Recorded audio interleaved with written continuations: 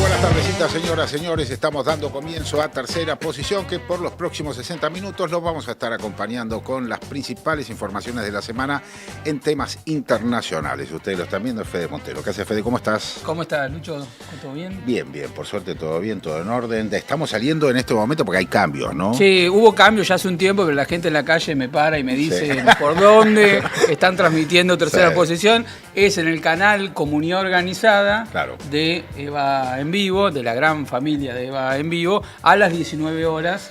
Argentina, pero esto se emite a las 19 horas y se consume toda la semana. Exactamente, eso es lo importante, ¿no? Que lo pueden ver ustedes a lo largo de la semana en los distintos cortes que van haciendo en el canal para ponerlo en redes sociales y demás. Como todos los días lunes está con nosotros Kiara Carro. ¿Qué haces, Kiara? ¿Cómo estás? ¿Todo bien? ¿Y ustedes? Bien, che, muy bien, todo en orden. Está también parte del equipo Lautaro Gorosito. Lautaro, muy buenas tardecitas. Buenas tardes, noches. ¿Cómo andan? Bien, bien, che, todo muy bien, por suerte.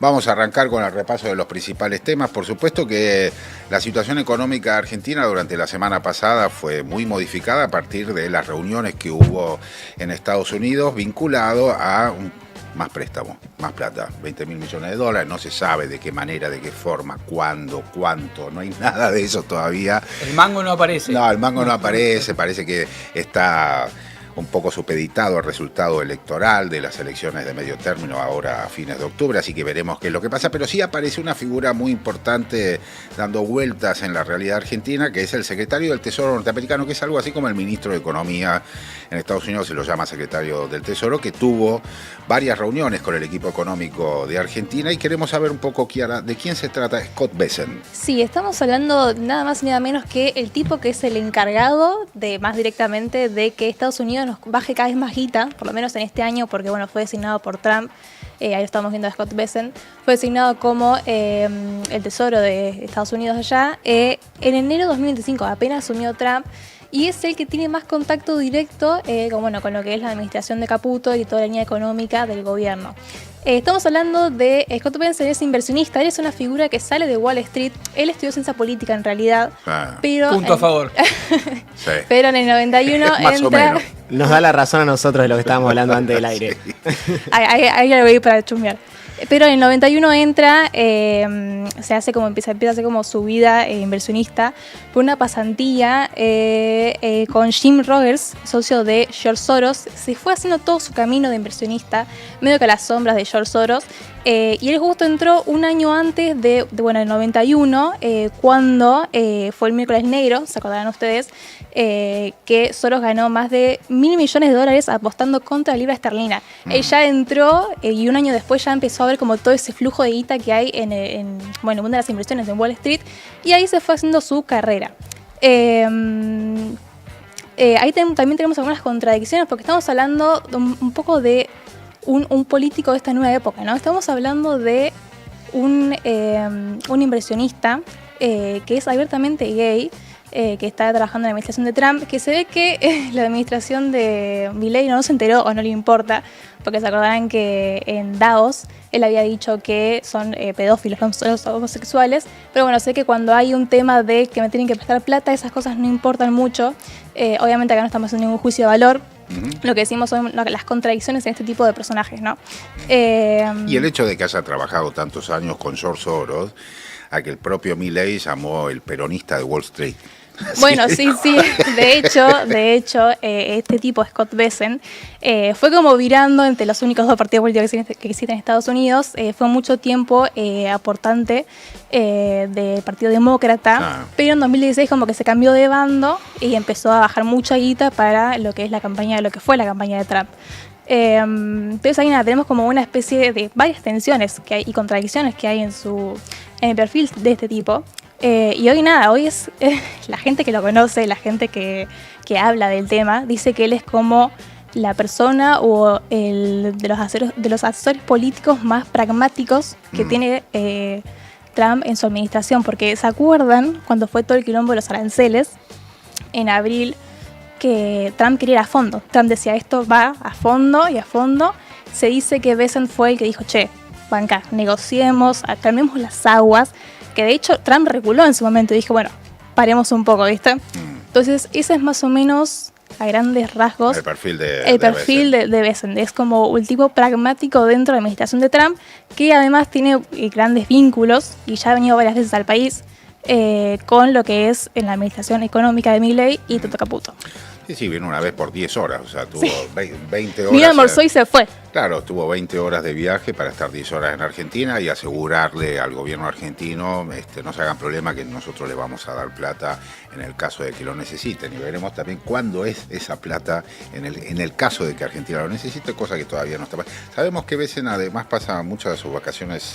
Estamos buscando el dato, Argentina. Sí, ya nos vamos a enterar y además como va a ser un rostro cada vez más familiar, lo vamos a reconocer en cualquier Capaz lo tenemos como ministro de Economía en algún puede momento. Ser también. Es muy interesante también esto de comparar la primera administración de Trump con esta y los funcionarios que ahora tienen el gobierno, porque como bien decía Kiara, Soros siempre fue el valijero del poder económico progresista de los demócratas y hoy tiene a un actor clave que fue en su momento parte de ese esquema político y de poder económico adentro del gobierno. Exactamente. Pasamos a otro tema, ¿te parece? ¿O tenés algo para aportar? De la pastilla. No, sobre Bessent lo que hay que decir es que por ahora lo que hemos tenido han sido más señales de tipo político que más pragmáticos. Elementos concretos. Él hizo un tuit que causó. Lo tenemos por acá, si lo subieron, lo podemos ver. Hizo un tuit en su momento que lo que significó fue un cambio en el clima, sobre todo financiero de la Argentina, implicó una subida, una recuperación parcial de los bonos soberanos de la deuda externa en la Argentina y una recomposición de la caída brutal de las acciones de las empresas argentinas, pero la realidad es que por ahora no hay nada concreto.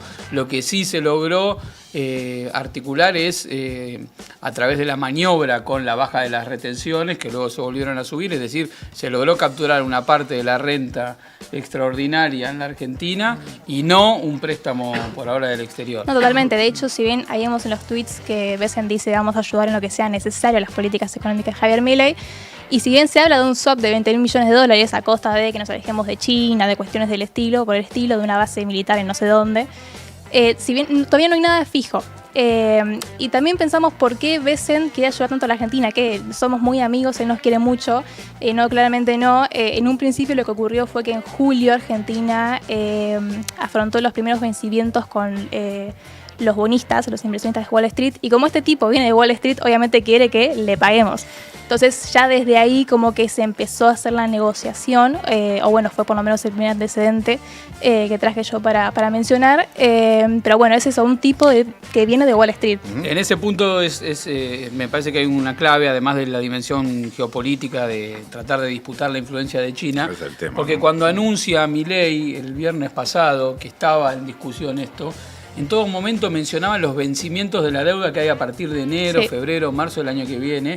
Y que eso, que digamos que el apoyo que estaban gestionando con Estados Unidos estaban direccionados hacia eso y no tanto hacia la coyuntura actual, que eso se resolvió con la baja de retención. Entonces va en el sentido de lo que vos decís, es un hombre de Wall Street, un hombre de las finanzas en el gobierno norteamericano que conecta con el hombre de las finanzas en el gobierno argentino para garantizar la realización de la timba financiera y la posibilidad de que eso se fugue al exterior a través de el flujo de dinero que va a venir de Estados Unidos. Ni hablar de las puteadas que recibió Bessent de parte de los farmers, los productores norteamericanos de soja en relación a esos 3 días, a 72 horas en la que Argentina bajó totalmente las retenciones y permitió que las grandes cerealeras, 7 de ellas, exporten 20 barcos de 35 toneladas, 35.000 toneladas cada uno. Y que liquiden algo que decían, estuve leyendo que el caudal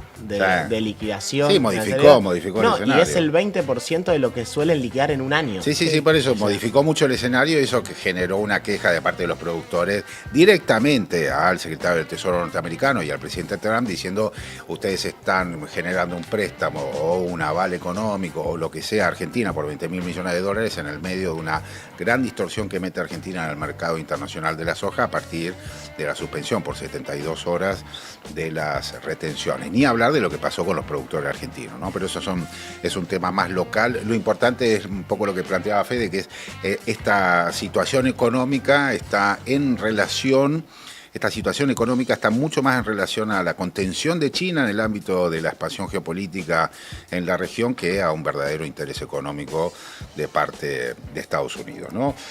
En un ratito vamos a retomar el tema de Naciones Unidas, que durante toda la semana Lautaro tiene buena información, un buen resumen respecto de esto, de lo que fue pasando, las distintas intervenciones en la Asamblea General de Naciones Unidas, que tuvo este año características muy distintas a otros años. Pero vamos a hablar un poco, si te parece, Fede, respecto de este tema en relación a lo que pasó en Europa con esta Asamblea de Naciones Unidas, porque Europa está en una situación muy complicada, así que vamos a conversarlo con Ezequiel Vistoletti. Ezequiel está en Alemania en este momento, es politólogo, es profesor de Relaciones Internacionales en Alemania y conductor del canal de YouTube Demoliendo Mitos de la Política, un canal que es bastante muy exitoso. Sí, hay que decirlo. Eso está bueno. Ezequiel, espero que nos esté recibiendo bien, muchas gracias por atendernos. Hola a todo el mundo, ¿qué tal? Muy bien, contanos en principio cuál es el impacto que estás registrando, que viste de lo que pasó la semana pasada en la Asamblea General de Naciones Unidas y qué lugar está ocupando Europa en este momento de acuerdo a las cosas que se estuvieron escuchando, reuniones, desaciertos y aciertos que hubo durante toda la semana en Nueva York. Bueno, comenzaría por el discurso del presidente estadounidense Donald Trump en mucho más de los 15 minutos asignados para los jefes de Estado, en el cual Trump protagonizó de alguna manera una nueva humillación para Europa con palabras muy pero muy fuertes ligadas a cuestiones propias de la política interna europea, como la migración, como las fronteras, como su situación económica, como su participación en Ucrania, su relación con Rusia, muchísimas cuestiones sobre las cuales Trump realizó afirmaciones a lo Trump, ¿no? De manera muy, pero muy autoritaria, de alguna manera como una suerte de reto a los europeos. En segundo lugar, respecto a Europa, presenciamos en los discursos de los líderes europeos el reconocimiento del Estado palestino, en el caso de algunos países sin ese reconocimiento aún. Esto responde a las imágenes difundidas ya desde hace muchísimo tiempo de la masacre, el genocidio en curso y la presión cada vez mayor de los ciudadanos europeos en las calles para que Europa abandone al menos el apoyo a Israel. Si no comience directamente una política contraria a esta locura, por lo menos que abandone el apoyo. En el caso de Alemania, por ejemplo, Alemania despacha armas para las masacres de niños y mujeres palestinas en Gaza. Todas estas protestas, por cierto, inmediatamente colisionan con una represión salvaje. En el caso de Alemania, quizás más aún, pero no solamente aquí. Presenciamos escenas de represión también en Reino Unido, en Francia, en España. Bueno, y finalmente en el marco de las Naciones Unidas, algunos países convalidaron, como por ejemplo Reino Unido, como por ejemplo Francia, realizaron la declaración de reconocimiento del Estado palestino. Eso quizás también podría aparecer como uno de las cuestiones más importantes. Más allá de eso, en términos generales, quizás ahora no me acompañe la memoria, pero no recuerdo muchas definiciones más con respecto a Europa en particular en el debate general en el marco del 80º periodo de sesiones de las Naciones Unidas. En un contexto en el cual las Naciones Unidas lamentablemente presenta un papel cada vez más irrelevante. ¿Sí? Si ya desde el principio las Naciones Unidas, desde su formación después de la Segunda Guerra Mundial, inmediatamente por su estructura, por un montón de cuestiones sobre las cuales podemos deliberar, si quieren, naturalmente también, nunca realizó su trabajo como debería, bueno, en el presente aparece como una entidad verdaderamente... a menudo como más un problema, más como parte del problema que de la solución, tanto en la guerra en Ucrania como en el caso del genocidio contra el pueblo palestino en Gaza. Entonces, es el marco. La nueva presidenta, ex ministra de Relaciones Exteriores, Annalena Baerbock, alemana, por cierto, ella misma comenzó su alocución en su debut, en su primera sesión como presidenta de la Asamblea General, reconociendo esto, pero rechazando las críticas y rechazando la supuesta instrumentalización de esta incapacidad de las Naciones Unidas. Bueno, sí, efectivamente, muchas de las críticas a las Naciones Unidas, como por ejemplo las del propio Trump en el discurso en las Naciones Unidas, en realidad responden a la hipocresía, porque en gran medida las Naciones Unidas no pueden realizar su trabajo precisamente por la oposición de los Estados Unidos y por el hecho de que los Estados Unidos se terminan su política de espaldas al derecho internacional, a las Naciones Unidas y al mundo, incluido el caso de Gaza, incluido el caso de Ucrania, etcétera, etcétera. Pero más allá de esto, el diagnóstico correcto, las Naciones Unidas en este momento parecen verdaderamente como una pieza de museo en un mundo no solo en reconfiguración, sino ya completamente distinto, y en el cual la cuestión del veto de los países con asiento permanente en el Consejo de Seguridad determina la inacción absoluta de las Naciones Unidas en las grandes cuestiones internacionales.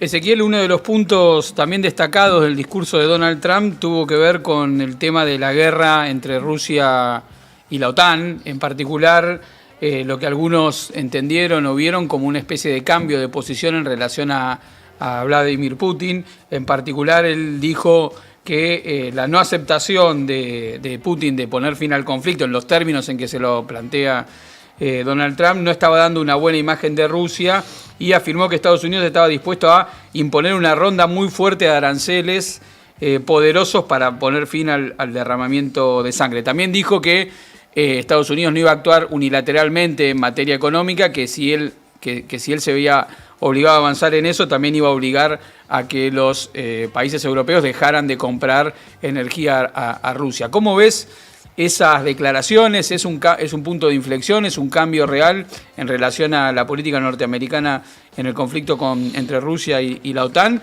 ¿O es una más de las bravuconadas de Donald Trump para ver qué ocurre y qué reacción genera? No, en realidad, efectivamente, Federico, presenciamos una bravuconada de Donald Trump en el marco de un proceso de repliegue de Estados Unidos en Ucrania. Más allá de estas palabras, de hecho caracterizó a Rusia como a un tigre de papel. Sí. Le robó la frase sobre el imperialismo a la izquierda, digamos.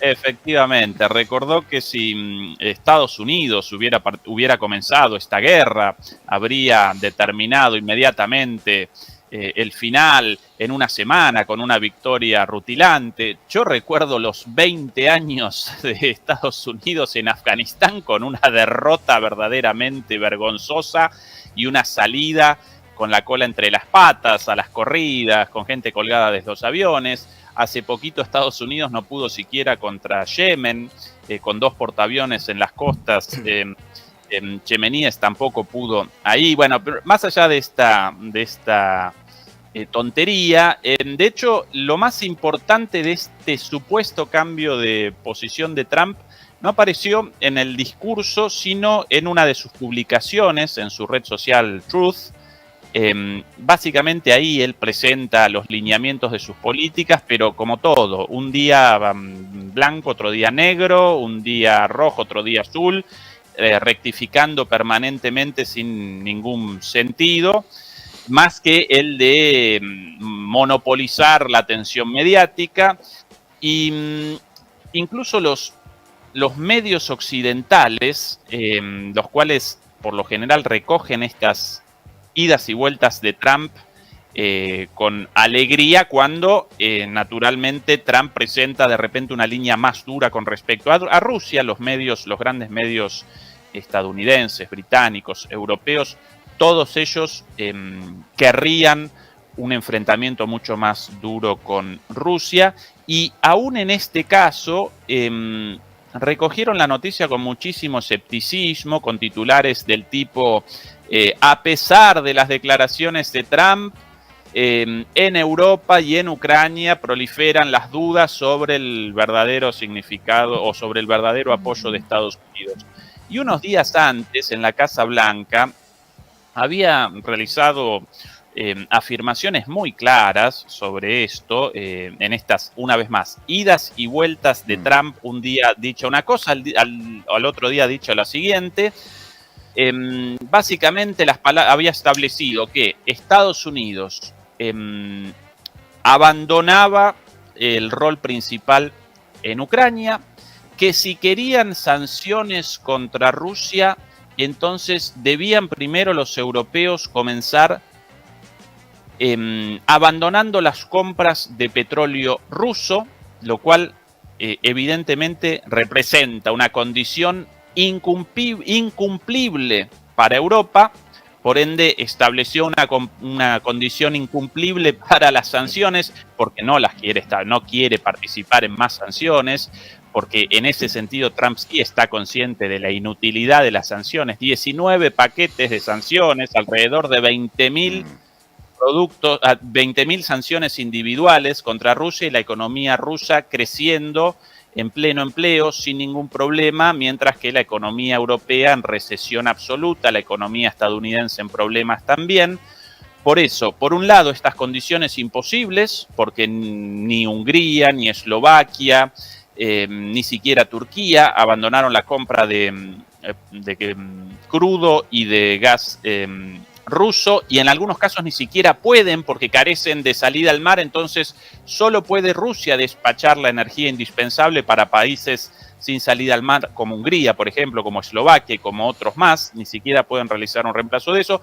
Pero lo más interesante de estas declaraciones recién reseñadas apareció en la parte de: nosotros a partir de ahora no vamos a capitanear esta empresa, simplemente vamos a comercializar las armas para la OTAN y la OTAN determinará lo que quiere con ellas. Muy buena suerte a todas las partes. Así como una especie de muchachos, este muerto en manos de los europeos, nosotros abandonamos esto porque genera ya más problemas que otra cosa, y a partir de ahora solo comercializamos armas. Esa es la situación real de Estados Unidos respecto a Ucrania. Más allá de las bravuconadas estas de Trump. Ezequiel, te quiero hacer una consulta respecto del tema energético, que pareciera ser uno de los ejes más importantes, es el eje más importante de esta discusión, entiendo yo, entre Rusia y la OTAN. Alrededor del tema hay muchísimas variantes, como el atentado, la explosión del Nord Stream 2 en el Báltico, los atentados que ha habido sobre distintos gasoductos y distintos oleoductos también provenientes de Rusia. ¿Qué nos podrías contar sobre el impacto que está teniendo esta situación de modificación o de crisis energética, no sé cómo llamarlo, en este momento en Europa? ¿Cómo lo podríamos traducir en la vida cotidiana de la sociedad y por supuesto también en la vida económica de países europeos que entiendo también están reduciendo su producción por justamente la falta de energía en los precios que estaban acordados a través de los gasoductos que dejaron de existir, ¿no? Difícil presentar esto de manera sutil verdaderamente, porque el impacto generó una debacle en Europa, el impacto de la destrucción de los gasoductos Nord Stream 1 y Nord Stream 2 y la decisión de la gran mayoría de países europeos de abandonar la compra del gas bueno, bonito y barato ruso. Un verdadero desastre con, Alemania, en el caso de Alemania, con recesión oficialmente desde hace 3 o 4 años, pero en realidad los problemas económicos ya habían comenzado antes y lo del gas generó la última puntada, o el último clavo en el cajón, de alguna manera, un proceso de desindustrialización absoluto, recesión, desempleo, aumento de precios, desindustrialización, y todo esto está acompañado naturalmente por un deterioro social. Yo lo presencio acá en las calles. En los últimos años, el aumento de la gente en situación de calle en Alemania, los llamados homeless, ¿no? Sin techo, el aumento de los delitos, la pequeña criminalidad, por ejemplo, anécdotas, quizás a veces las anécdotas ayudan más a la comprensión que el análisis un poco más teórico. El otro día, la bicicletita de mi hijo de 3 años, dejada en la calle con una cadena por 5 minutos mientras mi esposa y mi hijo tomando un café, robada la bicicleta, por ejemplo. Unos días antes en parece el conurbano. Unos días antes un señor en donde los nenes jugando en el arenero, metido un señor medio borracho, medio drogado, molestando a los nenes, la policía, nosotros llamamos a la policía, el señor enfrentando a la policía. Días antes de eso, recuerdo una salida con un amigo acá, un bar acá en cerquita, un viernes a la noche, después de una de las transmisiones en mi programa, el dueño del bar cerrándolo un viernes a las 9 de la noche, compungido, perdón chicos, no puedo, el bar vacío adentro, no vale la pena tenerlo abierto, lo estoy cerrando hoy por esta noche porque no hay nadie. Viernes a la noche en un bar en Berlín, Alemania, el horario por excelencia para una cerveza, la actividad por excelencia de los alemanes. No, la situación acá deberían presenciarla ustedes, porque no podemos, realmente difícil cometer exageraciones, porque aparecemos en una situación de deterioro total y absoluto, no solo en lo económico, sino también en el día a día como consecuencia de todo esto, ¿verdad? Ezequiel, y hablando de situaciones de crisis, nos interesa tu mirada, ya que estás cerca, sobre lo que está sucediendo en Francia. La semana pasada cubrimos lo que fue el cambio de figura del primer ministro Bayrou por Le Cornu, quien fuera el ministro de Defensa anterior de Macron.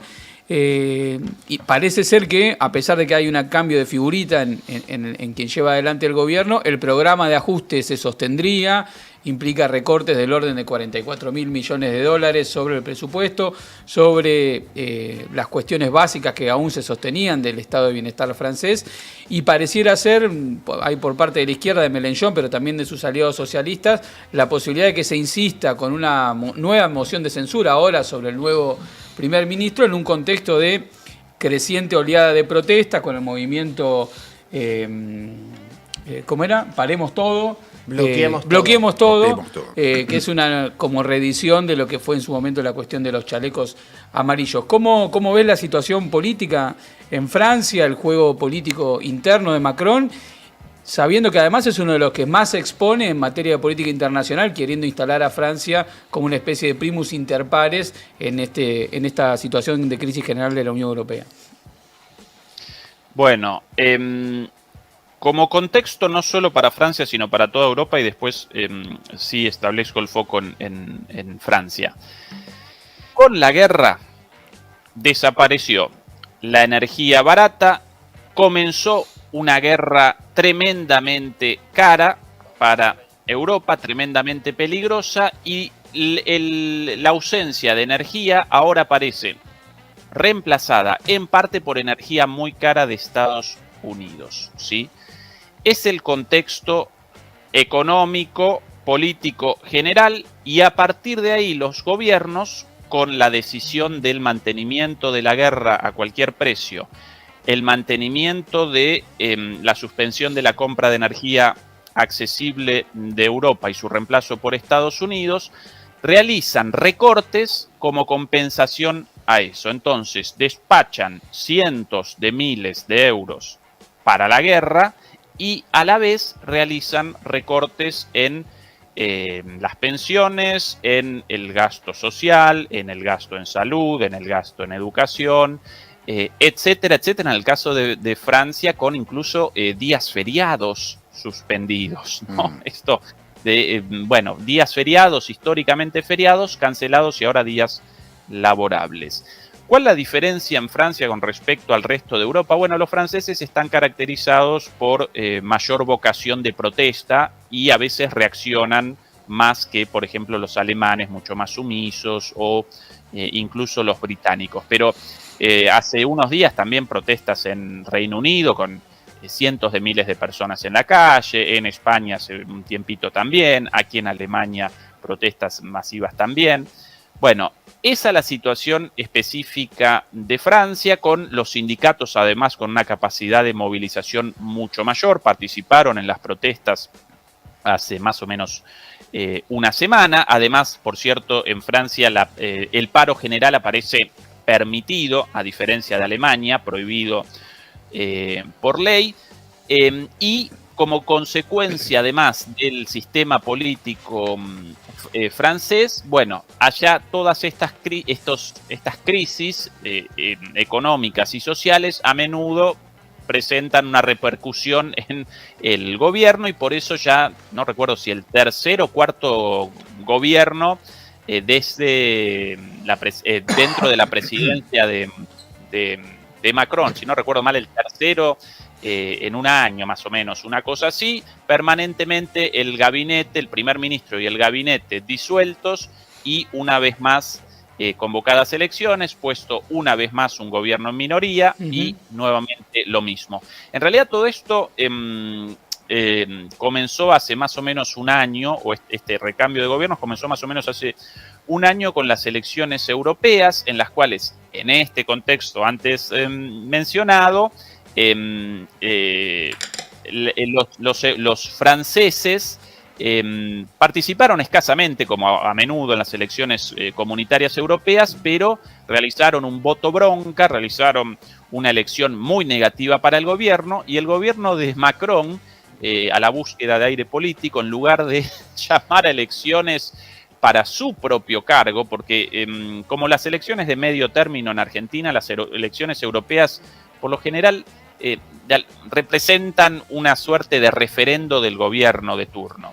Y después de una pésima elección europea, entonces, en lugar de realizar un llamado a las elecciones presidenciales, porque los franceses lo estaban rechazando él realizó un llamado a elecciones parlamentarias anticipadas para la constitución de un nuevo parlamento francés y de ahí un nuevo gobierno. Y a partir de entonces comenzaron las idas y vueltas de estos gobiernos, el establecimiento de un gobierno en minoría, su caída, establecimiento, caída. Nunca convalidó Macron la formación de un gobierno acorde a la composición de las fuerzas políticas. En ese caso debería Mélenchon probablemente capitanear un nuevo gobierno. No quiere la cohabitación, esta cuestión tan especial del sistema político francés semipresidencialista, en el cual puede aparecer un presidente de un partido, un primer ministro de otro, en una cohabitación en la práctica impracticable, más allá de algunos ejemplos históricos. Si el primer ministro y el gabinete rechazan las líneas políticas del presidente, bueno, imposible materializar un gobierno más o menos funcional. Y bueno, esa es la situación en Francia, con la particularidad de las caídas de gobiernos, pero el contexto básicamente el mismo en toda Europa, y sumado a esto además las protestas por el genocidio israelí en Gaza, ¿no?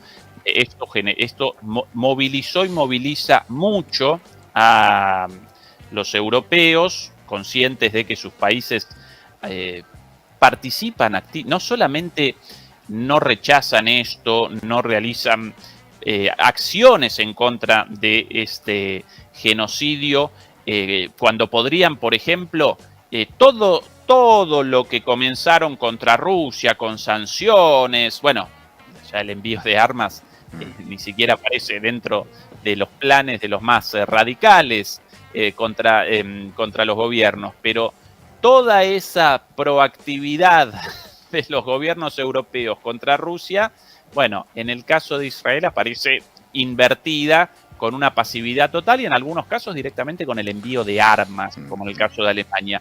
Y esto está generando muchas protestas adicionales, no solamente en Francia, sino también en Alemania, en Reino Unido, en España, etcétera.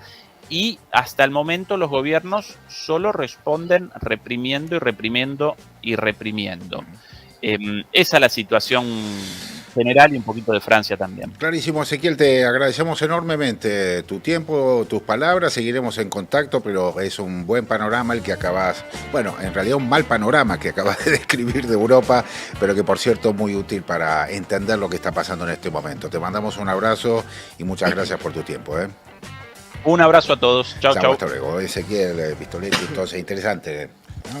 Europa en el fondo está en un lugar mucho más complicado que hace 3 o 4 años atrás cuando se inició la guerra de Ucrania, ¿no? Eso me parece que es una de las claves y también la operación que está haciendo Estados Unidos en relación a la cuestión energética con Europa, que es de las variables de dominio económico más importantes que hay en este momento en el mundo. Pero hablábamos recién con Ezequiel sobre las repercusiones de Naciones Unidas y Lautaro tiene para nosotros también preparado cosas que tienen que ver con lo que pasó la semana pasada en la Asamblea General de Naciones Unidas, ¿no? Bueno, a mí es como un evento que me gusta mucho, yo lo disfruto. Me acostumbré hace un par de años a sentarme en la semana y ver la mayor parte de los discursos que pueda, y me divierte mucho. Fue una asamblea que fue rara, ¿viste? Desde mi punto de vista. Mostró, como decía Pistoletti recién, un mundo en plena reconfiguración, también un mundo que es distinto a lo que por ahí podíamos ver hace 10 años en una Asamblea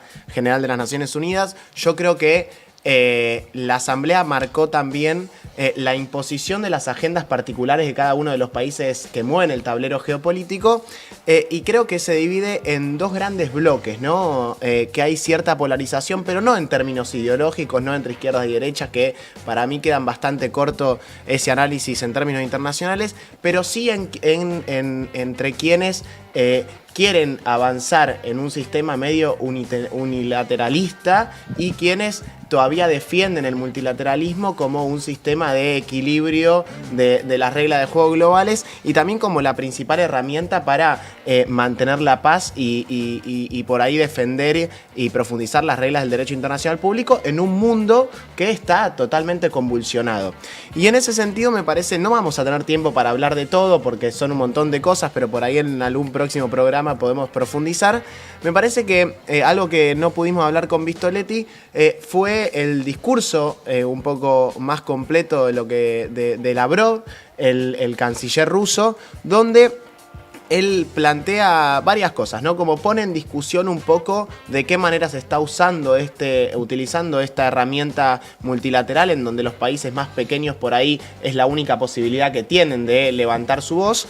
Y él plantea también en esto que hablábamos recién sobre la OTAN, cómo la OTAN no cumple la promesa de no expandirse, y habla también de las agresiones a Rusia, así que si lo podemos ver que lo tenemos por ahí. En contra de los compromisos asumidos por los miembros de la OTAN en la OSCE de respetar los principios de la indivisibilidad de la seguridad y de no reforzar su propia seguridad a expensas de los demás y de no aspirar a la hegemonía, hemos propuesto en repetidas ocasiones que las capitales de la OTAN respeten sus compromisos y acuerden garantías de seguridad jurídicamente vinculantes. Nuestras propuestas de 2008 y las posteriores, incluida la de diciembre de 2021, han sido ignoradas y siguen siéndolo hasta el día de hoy. Además, cada vez se hacen más amenazas de uso de la fuerza contra Rusia. Se acusa a Rusia de estar a punto de planear un ataque a la Alianza del Atlántico Norte y a los países de la Unión Europea. El presidente Putin ha desacreditado repetidamente estas provocaciones. Rusia nunca ha tenido ni tiene tales intenciones. Sin embargo, cualquier agresión contra mi país se encontrará con una respuesta decisiva. Bueno, me parece que queda claro el posicionamiento de Rusia de tratar Lavrov antes de plantear eso. Fue un discurso también más o menos como la mayoría, que duró más o menos 20 minutos, pero él también habla de la importancia de dejar de usar el uso de la fuerza de manera desmedida, hace referencia también al genocidio en Palestina y también critica un poco a los países de Europa que recién ahora se posicionaron y reconocen al Estado de Palestina. Pero ahí me parece interesante poder puntualizar en algo. Trump tuvo un discurso tajante con la migración, tuvo un discurso donde se puso de vuelta como el jefe del Estado del mundo, más o menos, y él en un momento, haciendo referencia a algo que le pregunta a un periodista respecto de lo que dice Lavrov, dice algo muy claro, mírenlo. Do you think that NATO countries should shoot down Russian aircraft if they enter their airspace? Yes, I do. Bueno, dice, sí lo creo. Creo que hay que derribar los aviones rusos. No, que los europeos tienen que derribar. Los europeos tienen que derribarlo. Y bueno, hubo muchas cosas en esta Asamblea de Naciones Unidas. También habló el presidente palestino, de la Autoridad Nacional Palestino, Abbas, que bueno, ahora lo vamos a hablar con Constanza, esto igual. Pero sí me quiero quedar con el payasesco discurso que dio nuestro presidente Javier Milei. Digo nuestro y me siento medio ajeno, ¿no? Porque es muy payasesco. En un momento, bueno, él critica todo el sistema de Naciones Unidas, específicamente dice algo que es muy interesante, que a mí me reí cuando lo dijo, pero dice que definió como un modelo que ha sido reemplazado por un modelo supranacional de gobierno de burócratas internacionales.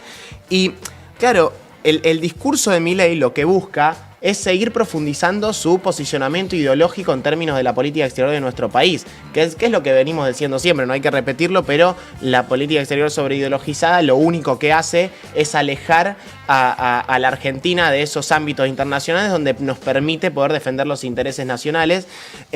Y Milei en un momento dice que Trump y él son los únicos que están garantizando que el mundo libre pueda seguir en vilo, y tenemos un pedacito para mostrarlo también. Demanda. El presidente Trump en Estados Unidos también entiende que es el momento de revertir una dinámica que estaba llevando a Estados Unidos a una catástrofe. Y sabemos que una catástrofe en Estados Unidos es una catástrofe global. Su férrea y exitosa política en términos de ponerle un freno a la inmigración ilegal lo deja más que claro. Entiende que debe hacer lo necesario, aunque a muchos no les guste, antes de que sea demasiado tarde. En otros países, por ejemplo, ya es demasiado tarde para esta decisión. No solo eso, sino que también está llevando adelante una reestructuración sin precedentes de los términos del comercio internacional, una tarea de magnitudes titánicas que hacen al corazón del sistema económico global, porque este sistema estaba depredando el corazón industrial de su país y sumiéndolo en una crisis de deuda sin parangón. Más aún, está llevando adelante una limpieza de la captura institucional del Estado americano, porque en el mismo se habían infiltrado facciones de izquierda que atentaban contra cualquier programa de reforma, por más necesario que fuera. Este tipo de desafíos que tanto el presidente Trump como yo estamos abordando tienen un denominador común que todos los países del mundo e incluso las organizaciones supranacionales deben enfrentar. Deben encontrar la manera de recuperar un interés por el futuro y no sucumbir a la tentación de solo atender el presente. Esto es algo que las grandes naciones de Occidente durante mucho tiempo... Bueno, me parece que queda bien claro un poco. Yo quise tratar de ponerlo lo más claro posible con el poco tiempo que tenemos, pero me parece que acá lo que muestra Trump, lo que muestra Milei, perdón, se me confunde, lo que muestra Milei es un poco esas contradicciones que hablábamos recién que hoy también tiene Trump en términos internacionales. Él, tanto Trump como Milei lo que critican es la eficacia de Naciones Unidas, que también en eso podemos estar de acuerdo. Lo que por ahí no estamos de acuerdo es la direccionalidad que uno le quiere dar a las Naciones Unidas. Pero es un problema con el multilateralismo. Sin dudas. Puesto ahí, ¿no? Y también Milei propone una especie de reformas, que en algún momento lo vamos a charlar, para limitar el rol de las Naciones Unidas. Entonces, para mí, el juego que tiene hoy Trump y Milei es, bueno, Trump tiene ese posicionamiento de se pone en rol de jefe de todos los estados, sobre todo hablándole a Europa, pero también termina respetando a quienes lo enfrentan, como fue con Lula, con la discusión de los aranceles y el tema económico, que le tiró un gesto también en la Asamblea General. Muy bien, muchas gracias Lautaro por la información. Vamos a pasar también a otro de los grandes temas que tuvo que ver con la Asamblea General de Naciones Unidas de la semana pasada, que fue el tema de Palestina, la Franja de Gaza y el genocidio en Israel. Hay una escena que todos hemos visto con cierto impacto porque se produjo de una manera muy visible. Todos los integrantes de las distintas delegaciones de los países que estaban en Naciones Unidas se levantaron en su momento de sus butacas y se fueron en el momento en que Netanyahu empezaba con su discurso. Te despedimos, Kiara, porque tenemos una invitada. Gracias. Sí, los dejo en buenas manos, chicos. Sí, me parece muy bien. Nos vemos la semana que viene. Mientras despedimos, me cuidan el lugar, ¿eh? Sí, te cuidamos el lugar. Mientras la despedimos a Kiara, me parece que estaría bueno que podamos ver de qué se trató ese momento en Naciones Unidas, en donde ahí estamos viendo, cuando empieza a intervenir Netanyahu, se empiezan a levantar las distintas delegaciones. La delegación argentina no se levantó, creo que es de las pocas delegaciones que quedaron ahí en pie, ¿no? Son varios. La escena dura, mira, esto es bastante elocuente, ¿no? Sí, un hecho político. Un hecho político absoluto que yo creo que ya lo habíamos conversado previo a esta Asamblea General. El tema Palestina, Gaza, Israel, el genocidio iba a ser uno de los ejes. Así que me parece que está bueno conversar ahora con Constanza Costa, que es politóloga y es analista internacional y ya compartió algún espacio que otro aquí en el programa. Constanza, muchas gracias por venir. Hola, ¿cómo están? Bien, muy bien. Primera pregunta, ¿qué te parece que está pasando a nivel global después de lo que vimos la semana pasada en Naciones Unidas respecto del conflicto Israel-Palestina? ¿Cuál es el espesor que puede ocupar este tipo de gestos para resolver finalmente lo que está ocurriendo en la Franja de Gaza? Bueno, está claro que la reunión de Naciones Unidas, la Asamblea, estuvo marcada por lo que la sociedad civil está haciendo, ¿no? En relación al tema de Palestina, es un poco le fue marcando la agenda a los estados. Por eso vimos el reconocimiento de muchos países europeos, pero sobre todo de Reino Unido y de Francia, que son miembros permanentes del Consejo de Seguridad, ¿no? Por eso tan importante ese reconocimiento. Pero por otro lado también, Lucho, no hay que perder de vista que Netanyahu sigue estando habilitado para participar, ¿no? de estas instancias, sigue estando habilitado para ir y dar su discurso. O sea, por un lado el rechazo y lo que vimos recién, ¿no? Sobre todo muchas delegaciones, como decías vos, de África, bueno, de Oriente Medio. La delegación de Colombia, por ejemplo, fue muy vista la actitud de la vicepresidenta, ¿no? Francia Márquez. Pero lo que quiero decir es, todavía está ahí, Netanyahu todavía no está del todo aislado, con lo cual eso también es legitimar de alguna manera lo que está haciendo, ¿no? O sea, porque todavía puede seguir hablando. Después, en relación a las posiciones que tuvieron los países o a cómo estuvo presente en los discursos, me parece que también se marcó mucho esta falla de Naciones Unidas, ¿no? Como diciendo este veto del Consejo de Seguridad. Recuerdo un pasaje del discurso de Erdogan, por ejemplo, que decía: el mundo somos mucho más que 5, ¿no? Por ejemplo, o también mismo el emir de Qatar, Al Thani, ¿no? Que dijo, bueno, es una pena que estas resoluciones no trasciendan o que se terminen trabando acá en Naciones Unidas. Con lo cual hay ahí marcar dos cosas. Por un lado, el rol de Israel, pero también el rol de la comunidad internacional, que no está dando respuesta a lo que está sucediendo en Palestina. Por supuesto que lo que acabamos de ver de este rechazo al discurso de Netanyahu es algo positivo, pero hay que tener en cuenta que este tipo de acciones no terminan de ser del todo conducentes, ¿no? Para lo que se necesita. Okay. Lo que sí sería efectivo serían las sanciones, ¿no? En el campo del gesto, digamos. Del gesto, de lo simbólico, que no deja de ser importante, sí. Pero el mismo reconocimiento por parte de los países europeos del Estado de Palestina en sí mismo no es nada, ¿no? Es un poco de maquillaje para tratar de cara a la opinión pública en cada uno de sus países, poder mejorar su imagen. Pero en realidad no resuelve nada. Lo que sí resolvería sería, bueno, ¿no? Las sanciones, el embargo. Venimos viendo hace un tiempo que se vuelve a instalar la famosa fórmula histórica para la resolución de este conflicto, que es 2 naciones, 2 estados. Sin embargo, las condiciones materiales para la existencia del Estado palestino están más lejanas que nunca en la historia por el hecho mismo de la ocupación israelí sobre la Franja de Gaza y también sobre la presencia de los colonos en Cisjordania. Yendo un poco a esta contradicción entre la opinión pública internacional y la realidad de los hechos en el territorio, ¿cómo ves que se pueda destrabar eso? Sabiendo que en estos momentos también hay una reunión entre Netanyahu y Donald Trump que prometió que esto se iba a resolver. ¿Cuáles tendrían que ser las cosas que tendrían que cambiar materialmente en el territorio para que esa fórmula no deje de ser una cuestión totalmente ilusoria?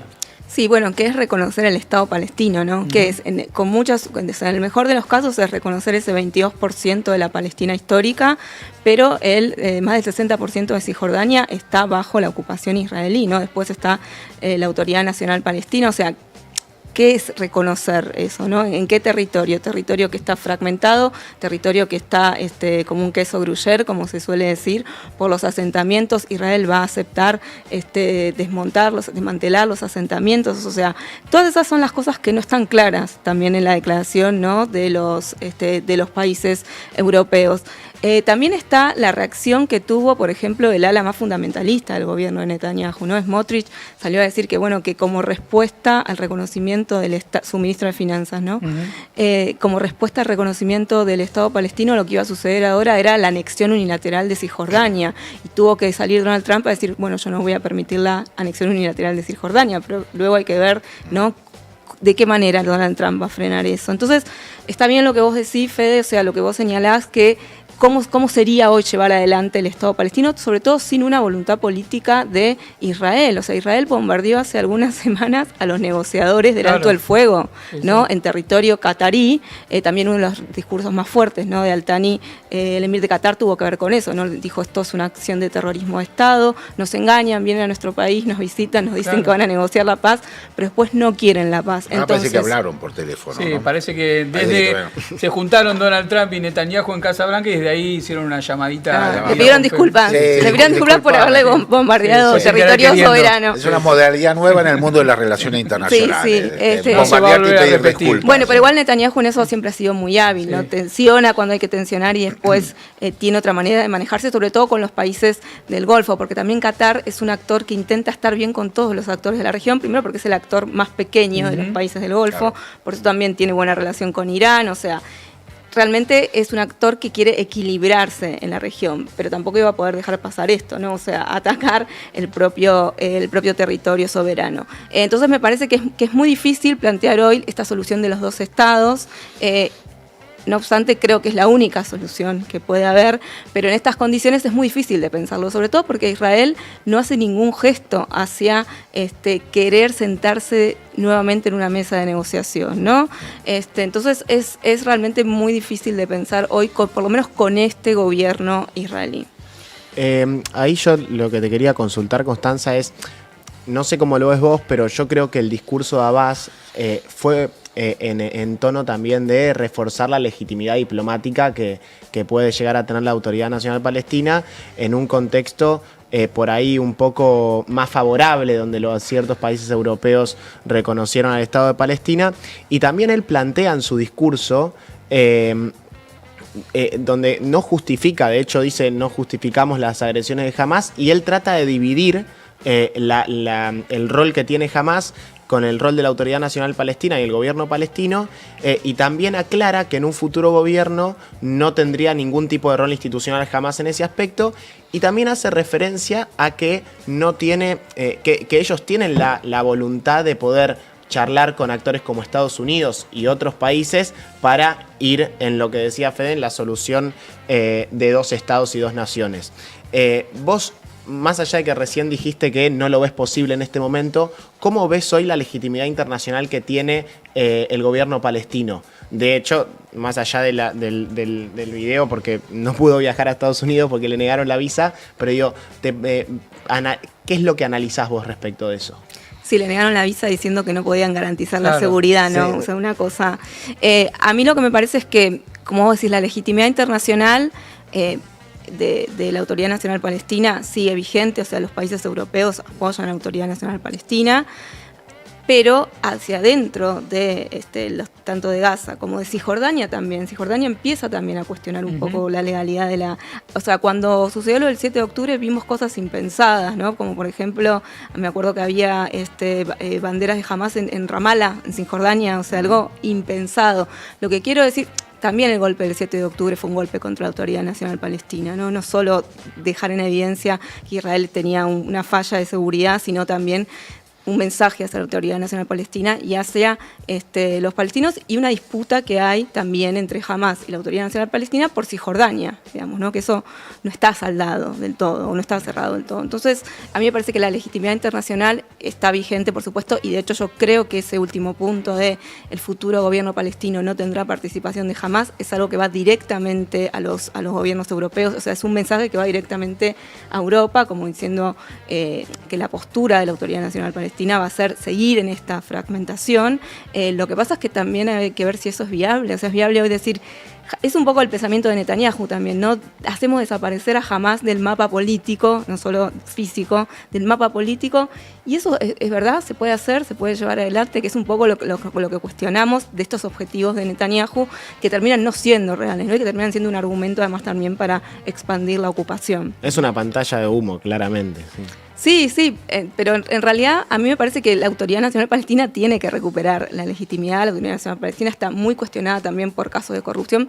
Para algunos sectores de la sociedad palestina son directamente, la autoridad es, ¿no? Directamente colaboracionista de la ocupación, o sea, colabora o cogestiona la ocupación en todo caso. Entonces, ahí hay muchas cosas dentro del propio mapa político de los palestinos que hay que discutir, pero ahora esa es una discusión diferente a frenar el genocidio, frenar la ocupación.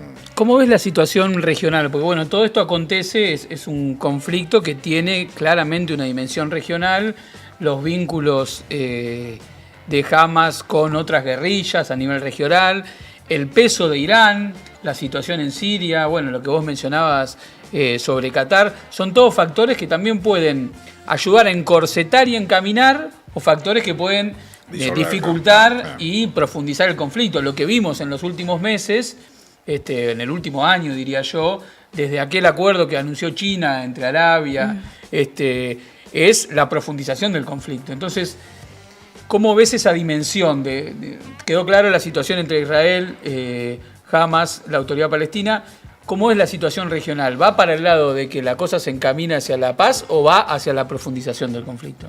A mí me parece que hay dos actores regionales que son importantes en este punto, que son Turquía y Qatar, ¿no? Ajá. Que son un poco los nuevos actores que emergen regionalmente después de la retirada, si querés, entre comillas, de Irán. Sí. Hay que entender también que Hamás era parte del eje de la resistencia, pero Hamás siempre tuvo autonomía. Hamás no es Hezbollah, no es un brazo de Irán. Es una organización que tiene autonomía, es una organización que tiene intereses nacionales. Es una situación diferente. A mí me parece que los actores no están abonando ahora a la profundización del conflicto, muy por el contrario, pero lo que sucede es que tampoco ellos terminan de, en el caso de Turquía, por ejemplo, de romper relación del todo con Israel. Sí hay una retórica política muy fuerte, pero sigue habiendo acuerdos comerciales, sigue habiendo acuerdos de otro tipo, pero no creo que los actores regionales estén hoy pensando en profundizar, ni siquiera en profundizar esta división entre Hamás y la autoridad, o sea, no estén pensando en profundizar eso, pero bueno, acá la llave la tiene más que nada Israel, ¿no? Entonces habría que ver qué está pasando dentro de la sociedad israelí, que es algo de lo que se habla muy poco, adentro del espacio político israelí, que también la centroizquierda o el laborismo, lo que históricamente estuvo a la izquierda, termina también convalidando la ocupación de alguna manera. No tiene las mismas posiciones que Netanyahu, pero bueno, de alguna manera acompaña. Entonces me parece que ahí hay que ver bien, ¿no? Porque la llave para destrabar esto, para mí, es por un lado Estados Unidos, la presión, y por el otro la presión de la sociedad israelí también, ¿no? O sea, es por ese lado que se va a destrabar. Perfecto, Constanza, nos quedó clarísimo, te agradecemos mucho tu tiempo, tus palabras, tu venida hasta acá, hasta el canal, para entender un poco. Hay una respuesta que todavía no logro elaborar, que es qué pretende Israel respecto a la población gazatí. La verdad es que no entiendo si es el desplazamiento, a dónde quieren meter 3 millones de personas, es una cosa incomprensible. Es una segunda Nakba, ¿no? Ese es el plan. Sí. El plan es una limpieza étnica, es un desplazamiento permanente que la población por eso la población no se va. Claro, la población no es que va y vuelve, o sea, regresan. Pero digo, por eso la población no se va masivamente a otros países. Si no, porque saben que no podrían regresar más. Claro, está clarísimo. Ese es un punto interesante también para seguir conversando. Constanza, muchas gracias. Vamos a agradecer a todo el equipo que hace tercera posición. Lautaro, muchísimas gracias. Gracias a vos, Lucho. Fede, muchas gracias. Tenemos que agradecer a alguna gente por ahí, ¿no? Sí, claro. A la producción, Emilia Raciati, la coordinación general de producción, Pascual Calicho, dirección Bruno Capaccioli, sonido de asistencia y dirección Sabino Gual, en la conducción Luciano Galende, Kiara Carro, a quien le mandamos un beso, que está por acá atrás de cámara, y nos vemos el próximo lunes. Próximo lunes a las 19 horas para compartir con ustedes estos 60 minutos de repaso. Creo que fueron 62. 62. Un poquito más, hubo tiempo de descuento. Sí, no pasa nada. Pero así repasamos los temas importantes de la política exterior en un mundo que está, podemos decir, dado vuelta, pero seguiremos tratando de analizarlo. Nos vemos la semana que viene.